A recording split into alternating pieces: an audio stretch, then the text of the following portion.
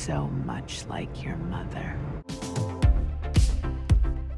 Hey, welcome back to Screen Crush. I'm Ryan Airy, and this is all of the Easter eggs, references, and little things you might have missed in Agatha All Along, Episode 5. Guys, this has been another great week. In this episode, we get some huge reveals and so many awesome details that we can't wait to break down for you. But first, quick reminder that we are going on an 11-city tour starting with Boston on November 14th. We cannot wait to meet you guys, geek out about Marvel and Star Wars, and show you all the stuff that they won't let us put on YouTube. Links for that and our Discord server are below. The Discord's also a lot of fun. I'm on there all the time. Join us. This week's episode is titled Darkest Hour, Wake Thy Power, which is another line from the Ballad of the Witch's Road. And this title actually reveals the plot of this episode. This was the teen's darkest hour. He no longer had any rose-colored glasses about the witches around him. He was angry, and that finally allowed him to unlock his powers as Wiccan. Wait, Wiccan? Yes, Wiccan. And we're going to talk about that reveal a little bit later in the video. We are so excited. From the hole where Rio emerged, the Salem Seven enter in their animal forms. Now, these forms have their roots in the comics, but they're also symbolic. In the comics, the Salem Seven are pretty silly. They're basically mutated witches, and they don't exactly strike fear into people's hearts. A lot of them also have their powers based off the characters in the comic, and the comics are based from animals and correspond with some of the animals that we see here. First, we see a fox. Now, this animal doesn't have a comic counterpart, but symbolically, foxes represent cunning, resilience, and mischief. Keeping that in mind, I think that it's important that she entered first. The Salem Seven haven't managed to get to Agatha through brute force, so maybe they can get to her through trickery. And this member entering first could symbolize that she'll be the first to ensnare her. Next, we do see a crow, who we talked about in episode 1. Crows are often linked with death because they are scavengers. After that, there's a snake. So in the comics, there's a member of the Salem Seven named Reptilia, who literally was a half snake. Symbolically, snakes symbolize evil and deceit, you know, ever since Adam and Eve in the Garden of Eden. Now, I love what they've done with the witches' movement. Because they all turn into animals, they move in animalistic ways, which makes them super creepy. But it also highlights how they're different from other witches, keeping in line with their comic counterpart. In the comics, even though all of the Salem Seven could wield magic, their most frightening trait was their physical appearance. Elsewhere on the road, Lilia says, "The summoning spell.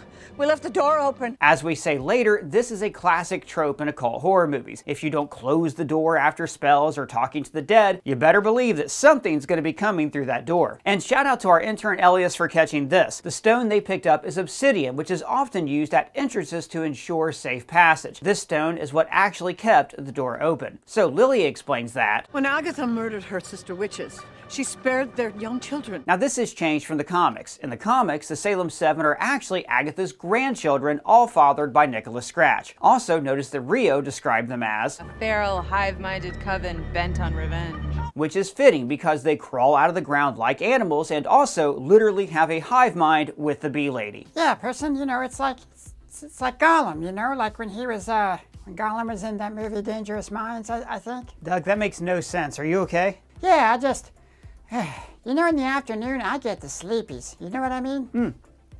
Actually, I don't, because ever since I started drinking AG1, I have sustained energy throughout the entire day. Why, whatever is AG1? Well, AG1 is a dietary supplement that makes sure that I get all the vitamins and minerals that my body needs throughout the entire day, and they're the sponsor of this video. AG1 has 75 different ingredients, including vitamins, minerals, superfoods, probiotics, and adaptogens. You see, AG1 supports whole body health, your brain, your gut, and your immune system. It helps me focus, it gives me energy, and it's great for workout recovery because of its high magnesium content. And guys, I gotta tell you, there are days like today when we drop an Easter egg video when I can just not find the time to eat healthy. But AG1 has all these vitamins and minerals that I need. It improves my mood, lowers my stress level, and it is the perfect all-in-one nutritional foundation for my entire day. It's also very easy to use. You have 1 scoop inside 8 ounces of water. Shake. And that is all you need for the day, every day. Now, because this is so easy, it becomes an essential part of your daily routine. No messy blenders, just powder, water, shake, and you're on your way to a healthier day. My gosh, person, but how does it work? Well, it's normally really hard for the human body to process so many vitamins and minerals, but AG1 carefully sources their ingredients for absorption, potency, and nutrient density, so you get the most out of these nutrients that you consume. Now, if you click our link in the description, you get 5 free travel packs, as well as a bottle of D3 plus K2. Just click our link in the description to get started with your first purchase of AG1. Now, back to Agatha. When they're running from the Salem Seven, you can actually tell which member is taunting them. We hear a howl. Oh, jeez! which means either the member named Fox or Coyote was in front of them. From behind, there's a screech, which we can assume is the owl or the crow. To get away, they create flying broomsticks. But person, how can Agatha create a broomstick? Okay, so Agatha no longer has the woo-woo magic, but she is still a witch. Earlier in the season, the teen pointed out the difference between the typical Scarlet Witch style magic and actual spells. You know, labor-intensive, manual act of magic. So Agatha can still do these labor-intensive spells. It's how she did the summoning spell for Rio. She just doesn't have that like flashy magic anymore. And Jennifer is actually the same way because she is bound. She can still create magical potions and participate in spells, but she can't shoot magic from her hands. So brooms can only fly if there's at least 2 people to perform the spell. I get one? If you give me one back, yeah. And it's super important that Alice is the one who taps the teen in. It not only symbolizes how he's becoming part of the coven, but also that he takes her place since she dies at the end of the episode. And then we see a member of the Salem 7 as an owl. Now traditionally, owls are bad omens. In Jewish folklore, owls are associated with Lilith, a primordial demon. Look, I'm gonna get on my soapbox about Lilith, but she's a really interesting character from folklore and you should read up on her. Also, I love that Alice has fire powers, but instead, she just hit her upside the head. If I went to Hogwarts, I would use physical violence. Now when the teen says, Oh God, oh God.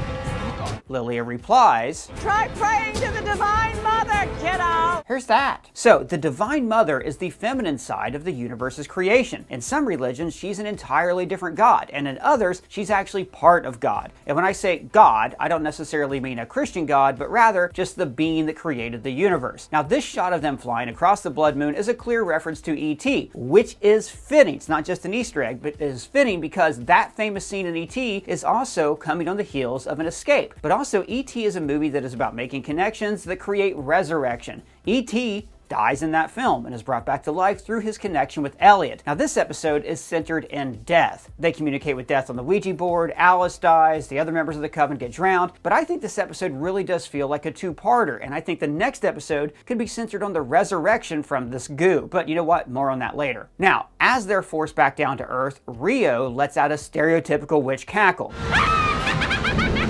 A reference, of course, to the Wicked Witch of the West from The Wizard of Oz.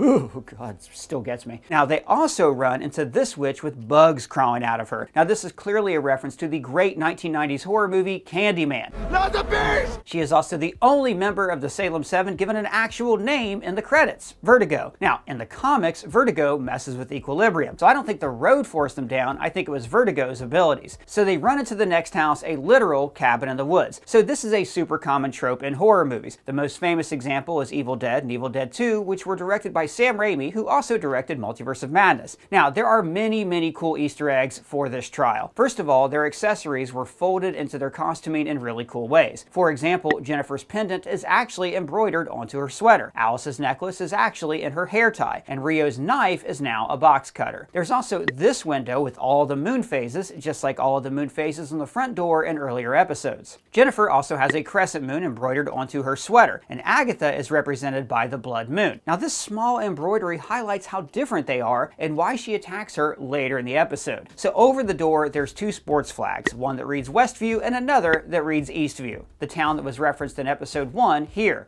A car wreck about an hour before time of death. Where? Eastview. Now, Agatha's jersey says 3, which might be a reference to this line earlier in the season. Within any 3-mile radius, there will be a collection of witchy enough people to form a coven. But I think it's more likely a reference to the Mother Maiden Crone, who appeared on the pendant that she wore all through WandaVision, which contains that mysterious lock of hair that is yet to be revealed. I think it's Rio's hair. I think it's Rio's hair too. Agatha's jersey is also a reference to Johnny Depp's first ever movie role in The Nightmare on Elm Street. So there's a TV here filled with static, a reference to this famous scene in Poltergeist. They're here. And of course, the teen's costume perfectly matches a homemade Wiccan costume. And that's super fitting because before Wanda realized she was a Scarlet Witch, she also wore a homemade Scarlet Witch style costume. Now, we're going to get more into Wiccan and his powers later on in the video, but I think it's so cool that he is technically wearing a Wiccan costume the entire time. His jeans have always had stars on the side, just like Wiccan in the comic books. Now, I love Easter eggs like this because WandaVision was such an important show to me personally and for our channel, which is why we designed this Westview Neighborhood Watch shirt so you can join the vision in and finding evildoers. And at our merch store, we also designed this Agatha, It'll Be a Gas, and the Get On Losers, We're Walking the Cursed Road shirt. We also have tons of other Marvel and parody shirts at our merch store, plus this Joker Monday shirt, the Murray Franklin Bloodstain shirt, and the card with Joker's laughing condition written on it. This trial, purple light begins flooding the windows, fitting because this whole thing is about getting her purple back. Now, when the Ouija board pops out, there's a poster that reads, Point Reyes. Now, that could be a reference to Robbie Reyes, the current Ghost Rider in the comics. He also had ongoing appearances in Agents of S.H.I.E.L.D. Now, when they open the seance, Agatha says, Mother Maiden Crown. Now, as a reminder, she does wear that Mother Maiden Crone pendant at all times, the one we mentioned earlier. Now, the Mother, the Maiden, and the Crone represent 3 cycles of the moon, waxing, full, and waning. It also represents birth, life, and death. Also, she got the Mother Maiden Crone pin from her mother. We even see Evanora wearing it in the WandaVision flashback, so she is literally calling out to her. Notice this board was made in Salem, Massachusetts. Agatha lived there during the witch trial, so this is foreshadowing that Agatha's mom will return to haunt them. Now, I love this little Mrs. Hart bit. I am. I'm Sharon Davis. She's Agatha. What?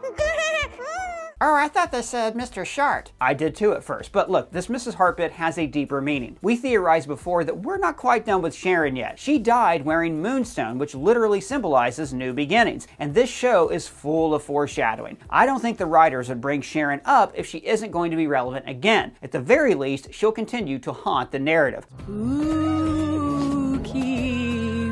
I also love that Rio just read Agatha like a book. She's just scared. Now, when they ask who's there, the Ouija responds with Death, and Rio just laughs. Now, I think this just furthers the idea that she could be Death. She knows the spirits are toying with her. The person? How could she be Death? She doesn't look like the Grim Reaper. Aha, well, Doug, in Marvel Comics, Death doesn't look like the Grim Reaper. In fact, Death is depicted as a woman. In fact, in the comics, the reason he snapped his fingers and got rid of half of the universe is because he was trying to appease Lady Death because, and this gets pretty icky, he's actually like deeply in love and infatuated with her. In fact, there's like a prequel Thanos comic book where they take that to the nth degree and it gets really gross, so we're not going to get into that. But Rio actually seems like she has more in common with DC's depiction of Death as seen in the brilliant comic series Sandman. In that series, Death is depicted as somebody who is just doing her job. She's actually quite a pleasant person and she takes it upon herself to escort people into the afterlife. When the house fills with screaming, Lilia says, "I hated this the first time!" Now this is actually a reference to what she saw all the way back in the first episode. They decide to punish Agatha. Now, one of the reasons Agatha is so shaken by this is because it's a callback to the Salem witch trials. Not just the trial against her, but the trials against actual innocent women. Fundamentally, a lot of these women were punished for being different and not fitting into society's mold at the time. And Agatha's different among even her own kind because of her power. And then the lights go out and we get this POV shot of Agatha looking down at the teen. Now, POV shots were popularized in John Carpenter's Halloween, but they were super common in 80s slasher films. And Agatha is looming over them. I loved it. Oh my god, where did you come from? Unimportant. So Agatha's possession is a clear reference to the Evil Dead. In that movie, a group of young adults accidentally calls a demonic entity to their cabin after they listen to some tapes. And then the demon goes on to possess them one by one. I will say the makeup style is a little less Evil Dead and a little more Exorcist. She even has the same bangs that Reagan had in that first movie. Also, her appearing in the rafters totally reminded me of this iconic scene from Hereditary.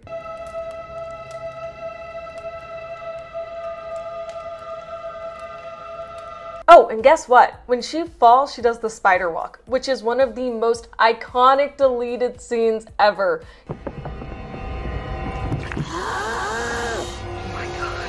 Yes, it was not in the original cut of The Exorcist, which is crazy because it's what everyone remembers. It was real.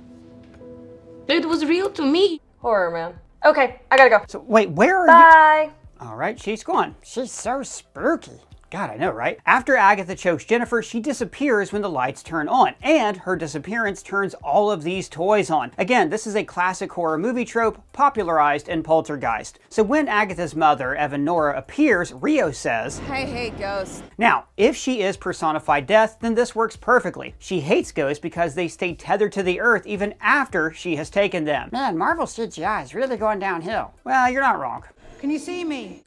But this is not lazy CGI. This is actually supposed to evoke the ghosts from the Ghostbusters 1 and Ghostbusters 2. Now, this whole scene is set up like an 80s teen sleepover movie, calling to mind movies like Friday the 13th, Nightmare on Elm Street, and Slumber Party Massacre. With this in mind, Eva Nora isn't just a ghost to haunt them. She is literally the adult coming to break up the party. Stop embarrassing me in front of my friends, Mom. This whole scene is so interesting. We've never really seen Agatha scared before, not like this. Sure, she ran away from the Salem 7, that's just common sense. But even with Wanda, she was defiant as she stripped her of her power. So what now?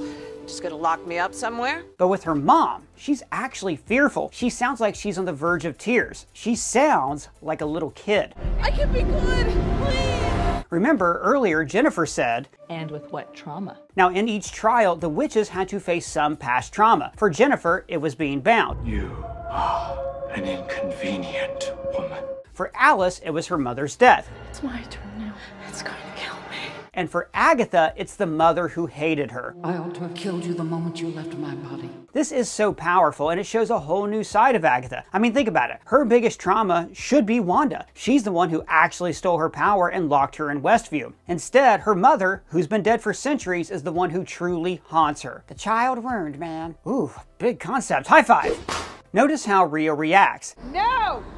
No way! That's because, as her ex-lover, she knows what her mom did. Not the stylized version that everybody else knows, but the actual traumatic event. Because her own mother tried to have her executed. But person, why did Rio want to slit her throat? Okay, so we're gonna have to have a much longer video on this in a few days, but I think that Agatha isn't supposed to be alive on Earth anymore. Rio said when they first met, "Since you acquired the Darkhold, you hid behind all that dark magic." Assuming that Rio is death, she wants to take Agatha's soul. Now, she's less committed to killing her on the road because the road exists outside of time and space. It's not her job, so to speak. But she still won't pass up an opportunity. Agatha asks her mom, "Why do you hate me still?"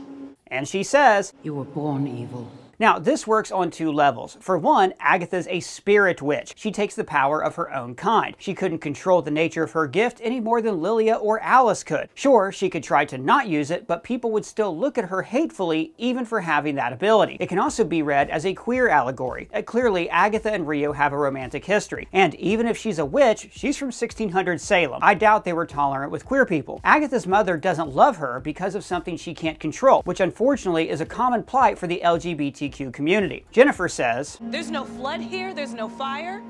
The only danger to us in this trial is Agatha Harkness." And again, that's not just because of her behavior, it's because of her power. When Agatha says, "I can be good, please," she says it in the same tone that she used to plead with her coven. "Only you would teach me!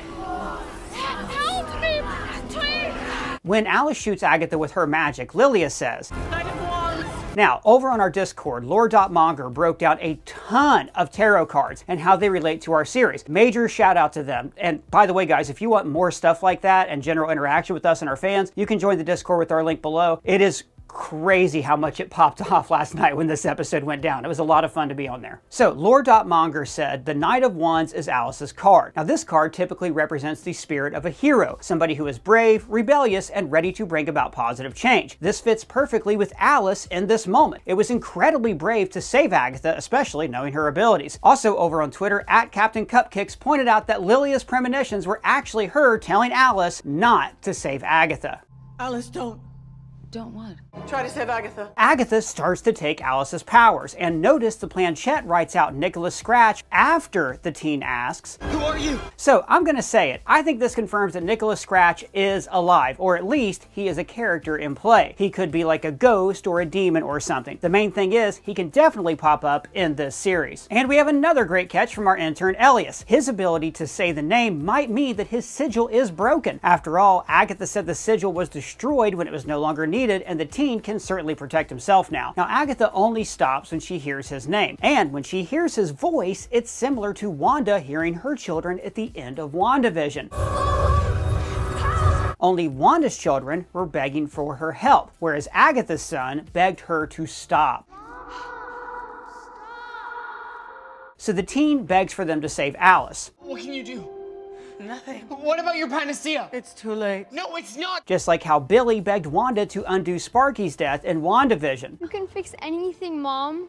Fix is dead. And it's really poetic that Agatha is responsible for 2 deaths that took away his innocence. The first being Sparky's death that exposed him to the concept of death in the first place, and now Alice's death that broke his rose-colored glasses about witchcraft and sisterhood. When Agatha steps outside, she tries to use Alice's magic, but it literally poofs out in her hand. Now, I don't know if she completely lost the ability or the road just doesn't want her to have powers, but it definitely seems like that she isn't getting her magic back until the end of this journey. So when the teen confronts Agatha, she says, I couldn't control it. Was she lying? We actually think she's telling the truth. All the way back in WandaVision, she says, I cannot control it. Now, it seems like a lie at the time because, you know, we saw her as so evil at that point. But if she couldn't control it, then that makes her story really sad. Yeah, but she looked super duper evil when she took their powers. Totally, but they were trying to kill her. Now, I'm not saying that it's right, but I don't completely blame her for being angry with them. Now, another reason I think she can't actually control her powers is this.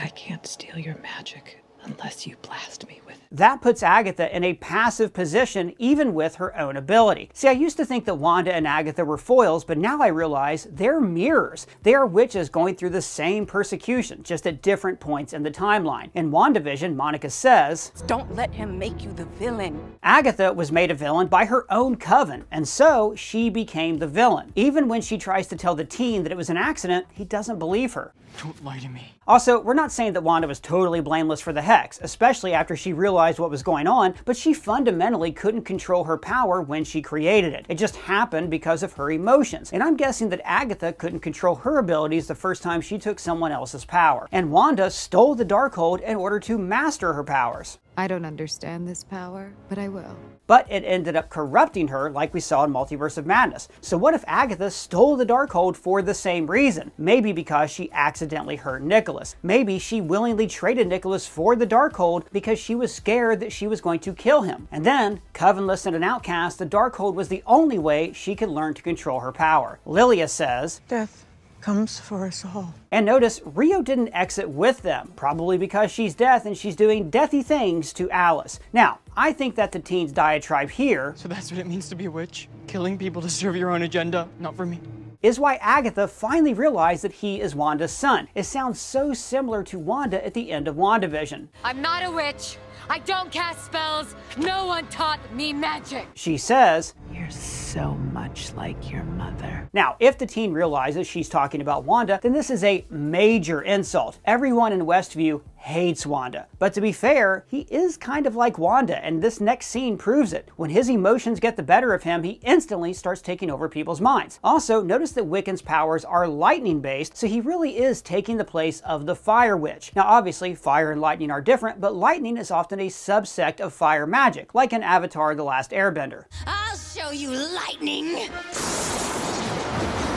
Now, to be clear, I'm not quite sure how much control he had there. In the comic book The Children's Crusade, a big plot point is that Billy gets overwhelmed with his abilities. It's why the Young Avengers seek out Wanda. So it is possible that in this scene, Billy was not in control of his actions. And then we finally get the reveal. The teen is Billy Kaplan, aka Wiccan, aka Wanda's son. We all knew. So, quick rundown on Wiccan. In the comics in the 80s, Vision and Scarlet Witch got married, and then when Agatha was burned at the stake, Wanda took some of her residual energy into herself, and she made herself pregnant with twins. Later on, it was revealed that the twins were figments of her imagination, and they were also part of Mephisto's soul. It gets really complicated, it's not important. The main thing is that in the comics, he was born as this guy, Billy Kaplan, but his soul was the reincarnation of Wanda's baby. So, Billy grew up with a different family, which is why his last name is Kaplan. He becomes a member of the Young Avengers, and, like his mother, has a ton of magical tricks up his sleeve. He's primarily electrokinetic, but his knowledge of spells allow him to go even far beyond that. He can teleport people, he can heal people, levitate himself and other objects, and he can create force fields. The big difference between him and his mom, though, he has to verbally cast the spells. But other than that, I mean, the sky's the limit. He's extremely powerful. Now, they take some liberties with his costume here, but I'm not complaining. In fact, I love the costuming details of his headband. In the comics, it's just like straight across. But I love how they acknowledge his mom with this design. And Elias also pointed out that on the promotional Tower Tarot card for the show, the crown on the top looks like Billy's headband. The tower represents upheaval, and Wiccan entering the show is definitely an upheaval. Also, on the Tower card, there are two figures falling, which might represent Lilia and Jennifer being thrown down into the tar. And then we get an epic needle drop with Billie Eilish's You Should See Me in a Crown, which obviously is a reference to the crown on Billie's head. And one last thing, @Pigden0x on Twitter pointed out that the Magician Tarot card is in the middle, which most likely represents Billie's place at the center of this story. That's a great catch. Sorry, we missed it. Guys, that was a huge episode. Between this and X-Men 97's 5th episode, Marvel's really peaking mid-season. And just a reminder, everybody, links to our live show and our Discord and our merch store are below. And big shout out to Brianna McLarty, who wrote this video, and our intern Elias, who contributed Latin translation and so much more all throughout our coverage. And let us know what you thought of the episode down in the comments or at me at Twitter or on our Discord. And if it's your first time here, please subscribe and smash that bell for alerts. For Screen Crush, I'm Ryan Arey.